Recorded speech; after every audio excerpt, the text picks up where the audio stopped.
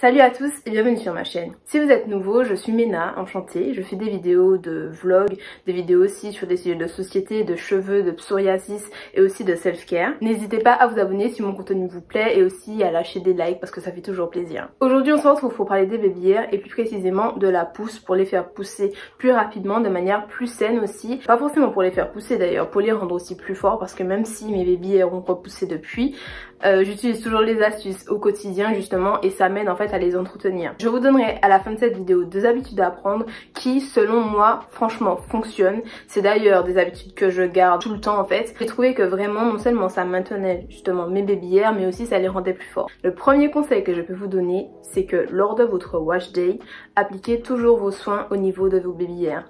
C'est important, on a tendance un petit peu à oublier, moi je le répète souvent dans mes vidéos de cheveux parce qu'en fait ce sont des cheveux, tout comme les cheveux qui sont au milieu, derrière, sur les côtés, ils ont aussi besoin d'être lavés, ils ont aussi besoin d'être nourris, d'être hydratés, d'être fortifiés en fait. Si vous n'appliquez pas vos soins sur vos baby hairs, si vous ne les lavez pas, si vous ne les hydratez pas, si vous n'appliquez pas de masque dessus, ils seront pas fortifiés et en plus de ça, ils risquent d'avoir des résidus dessus qui peuvent les étouffer. C'est comme les cils par exemple, lorsque vous mettez du mascara, il faut bien aussi les laver pour éviter justement que le mascara reste sur vos cils et étouffe vos cils, du coup qu'ils se mettent à tomber. Mais pareil pour les baby hairs, lavez-les bien, nourrissez-les, hydratez-les comme vos cheveux en fait. Aussi en parlant de produits, ça m'amène à mon deuxième conseil qui est de faire attention aux produits que vous utilisez sur vos cheveux. Non seulement pour ne pas que ça favorise la casse, mais aussi pour ne pas que votre cuir chevelu en fait soit irrité. Parce que si votre cuir chevelu est irrité, ça crée un environnement non favorable à la pousse de vos baby hairs. Vos cheveux auront du mal à pousser ou ne pousseront plus, donc ça c'est pas top. Il faut opter plutôt pour des gels du coup qui sont assez clean niveau composition, des gels aussi qui pourquoi pas boostent la pousse. Je parle par exemple du gel de lin que vous pouvez faire vous-même parce que c'est quelque chose de clean. Je parle aussi de gels qui sont spécialisés entre guillemets puisque bon, quand vous regardez dans les produits, dans les compositions, les choses qui sont censées faire pousser ne sont pas vraiment dans les premiers ingrédients mais plutôt à la fin pour dire que au moins j'ai mis cet ingrédient dedans, je peux dire que mon gel va booster. Aussi vous pouvez faire aussi très bien votre gel, donc comme par exemple le gel de lin, vous ajoutez vos actifs qui favorisent également la pousse. Personnellement j'utilise les deux, j'utilise le gel de lin, j'utilise également du gel que je peux acheter dans des boutiques et je tiens à dire aussi que le gel de lin plaque très bien les cheveux, j'ai une vidéo dessus si vous voulez aller la voir, il plaque très bien les cheveux, ça tient bien. Et aussi concernant les produits, n'en mettez pas H24 en fait. Il faut déconstruire aussi l'idée que si on n'a pas des baby hairs qui sont super... je sais même pas comment dire ça, super plat, super tiré, super truc, on n'est pas bien coiffé, non, faut déconstruire aussi cette idée là parce que du coup ça laisse vos cheveux aussi poser en fait puisque du coup ils n'ont pas tout le temps du gel sur eux et du coup ils ne sont pas souvent sollicités donc du coup ça favorise aussi la pousse, le maintien de la longueur, etc. Aussi quelque chose qui m'a aidé à booster, à faire pousser mes baby hairs et à les entretenir au quotidien, c'est aussi de faire des massages. Alors je sais, on dit de faire des massages à tout va pour la pousse, etc. mais massez aussi spécifiquement vos baby hairs parce qu'ils en ont besoin en fait. C'est les cheveux de devant qui sont le plus souvent sollicités quand vous vous coiffez, quand vous faites un chignon, quand je sais pas, quand vous attachez vos cheveux, vous avez tendance aussi à prendre les cheveux de devant, etc. Ce sont les cheveux qui sont les plus sollicités selon moi. Donc faire un massage spécifique pour vos baby hairs, même pour vos tempes ou pour le contour de votre tête, par exemple l'arrière du crâne, avec par exemple des sérums adaptés. Il y a des sérums qu'on vend qui ont déjà fait leur preuve apparemment, vous pouvez les acheter ou sinon faire votre propre sérum vous-même. Utilisez en fait des huiles qui sont connues pour stimuler la pousse, je pense à l'huile de ricin, je pense à l'huile également de moutarde, l'huile de chanvre également. Vous n'êtes pas obligé de faire un massage tout le temps. Mais quand vous y pensez, quelques fois par semaine, n'hésitez pas en fait, même par exemple devant la télé, enfin c'est une habitude aussi à prendre, devant la télé ou bien vous faites un truc, vous êtes posé sur les réseaux, je sais pas ce que vous faites, mais en tout cas prenez l'habitude de prendre vos mains, vos doigts, d'appliquer un petit peu d'huile dessus et de faire du coup des massages et en plus de ça, ça détend.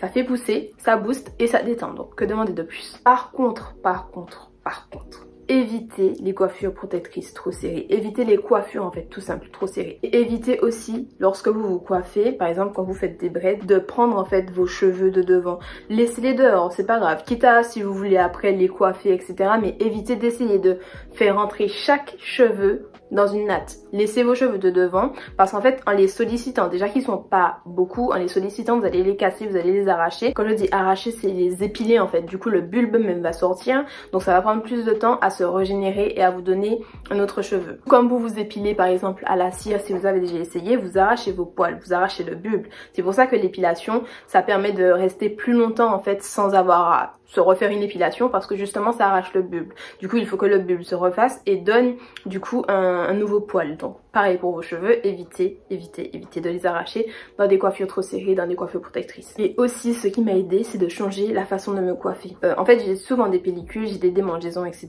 Je vous ai déjà fait des vidéos dessus, si vous êtes intéressés vous pouvez aller les voir. Et en fait le problème c'est que je me coiffais toujours de la même façon, à savoir soit un chignon, soit un afro-puff, soit en tout cas des coiffures qui ne laissaient pas mes cheveux libres. J'évitais aussi de faire des rajouts parce que au final faire des rajouts et puis 2-3 jours plus tard retirer, j'avais la flemme. Maintenant ça va mieux. Je vous laisse aussi avec les solutions que j'ai trouvées du coup pour calmer mon psoriasis. Donc je me coiffais tout le temps de la même façon. Mais en fait ce n'était pas bien pour eux parce que les mêmes cheveux étaient sollicités à chaque fois pour rester de la même façon. Du coup j'ai commencé à me coiffer différemment. J'ai commencé à mettre plus souvent des foulards, à porter aussi des coiffures protectrices du style une perruque bandeau où vraiment je faisais attention à la façon de mettre mes edges. Donc d'ailleurs je vous donnerai l'habitude d'apprendre à la fin de la vidéo. En tout cas j'ai commencé à changer en fait la façon de me coiffer et à moins solliciter mes cheveux de devant. Ça a permis justement de les faire pousser plus rapidement, de les rendre aussi plus forts. Ensuite pour les faire pousser aussi, ce que je vous conseille c'est des compléments alimentaires. Quand j'avais ma perte de cheveux, ma perte de baby hair, j'ai pris de la levure de bière et je crois que c'est vraiment à ce moment là que je me suis rendu compte que ça fonctionnait parce que justement mes baby hair recommençaient. Il y a plusieurs compléments alimentaires, vous pouvez prendre, alors vous pouvez les faire en cure, déjà, ne les faites pas, ne les prenez pas tout le temps parce que du coup votre corps peut s'habituer. Je pense que je ferai une vidéo plus ample sur les compléments alimentaires, si ça vous intéresse, dites-le moi en commentaire. Du coup j'ai commencé à prendre de la levure de bière et j'ai vu qu'il y avait une amélioration. J'ai eu aussi une carence en vitamine D, j'ai commencé à prendre de la vitamine D et j'ai aussi vu une amélioration. La levure de bière, je pense que vous connaissez déjà, de toutes les façons il n'y a plus rien à prouver pour ça. Par contre la vitamine D, en fait, un manque entraîne une chute de cheveux parce que le follicule pileux n'est pas assez stimulé. Du coup, un manque de vitamine D provoque une chute de cheveux, mais aussi les cheveux ne poussent plus. Donc c'est pour ça en fait qu'il faut aussi faire de temps en temps une cure de vitamine D ou sinon s'exposer au soleil. Il y a aussi le zinc qui est connu pour améliorer l'état de la peau mais aussi améliorer les cheveux parce qu'en fait il stimule la production de kératine et la kératine c'est ce qui compose à plus de 80% la fibre capillaire. Et la kératine protège aussi les cheveux donc c'est pour ça en fait qu'il faudrait bien la stimuler parce qu'en fait ça permettrait de rendre vos cheveux plus forts et du coup de maintenir la longueur et donc vous verrez la pousse. Les baby hair c'est pareil puisque les baby hair, je le répète encore, c'est des cheveux. En fait ce que je veux vous dire par là c'est qu'il faut combler vos carences. Quand votre corps a certaines carences, il ne peut pas fonctionner normalement. Du coup il va fonctionner certes mais il sera sur, je sais pas si je peux dire ça comme ça, mais il sera sur ses réserves. Combler vos carences permet justement de le faire mieux fonctionner. Pas besoin d'acheter des complexes à je ne sais pas combien d'euros, etc. Les complexes sont très bien, ça fonctionne très bien. Mais si vous comblez vos carences aussi avec vos propres besoins, vous verrez une amélioration. Les compléments alimentaires que j'ai déjà testés par exemple, c'est de la levure de bière, ça a fonctionné très bien, la vitamine D aussi. Vraiment j'ai vu une évolution au niveau de mes baby hair quand j'ai commencé à prendre de la levure de bière et peu après aussi de la vitamine D, donc en plus les deux ensemble c'était super.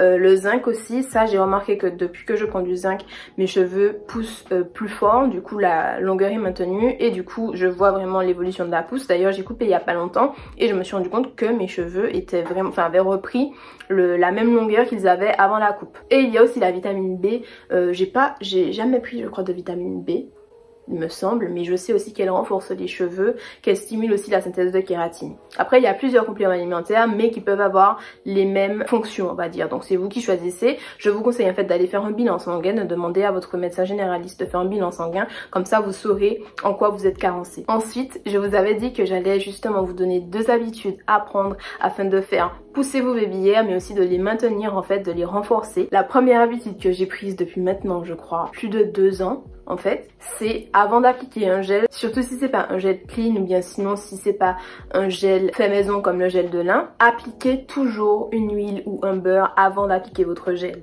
Par exemple, moi j'utilise souvent de l'huile de ricin ou de l'huile de chanvre avant d'appliquer mon gel, je sais plus quel gel j'utilise, miel quelque chose, de toute façon vous l'aurez à l'écran.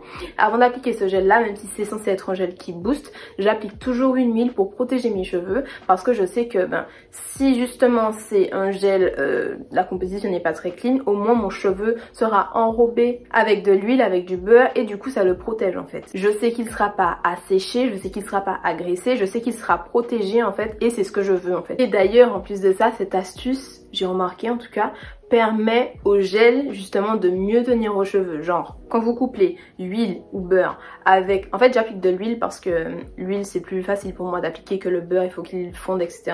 Donc huile plus gel, justement j'ai remarqué que l'ensemble permet justement à mes cheveux de tenir plus longtemps quand je veux vraiment qu'ils soient sans défaut, même si je n'aime pas trop cette expression. Seconde habitude à prendre, ça c'est vraiment important aussi, d'ailleurs je l'ai déjà dit un petit peu dans le premier point, c'est de toujours enlever votre gel après la journée ou la soirée.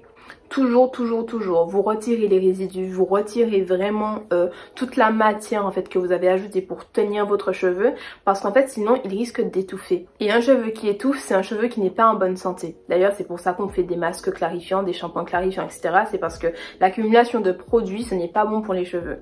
Pareil pour vos baby hairs, ça provoquera de la casse, ça provoquera aussi potentiellement le fait que votre cuir chevelu soit irrité à force d'avoir le produit 24 heures sur 24 sur lui. Voilà, j'ai dit toutes mes astuces, dites-moi en commentaire quelles sont les vôtres pour justement faire pousser vos baby hairs rapidement ou encore les maintenir en forme. N'hésitez pas aussi à vous abonner et à liker la vidéo si elle vous a plu. Moi en tout cas je vous dis à la prochaine pour une nouvelle vidéo.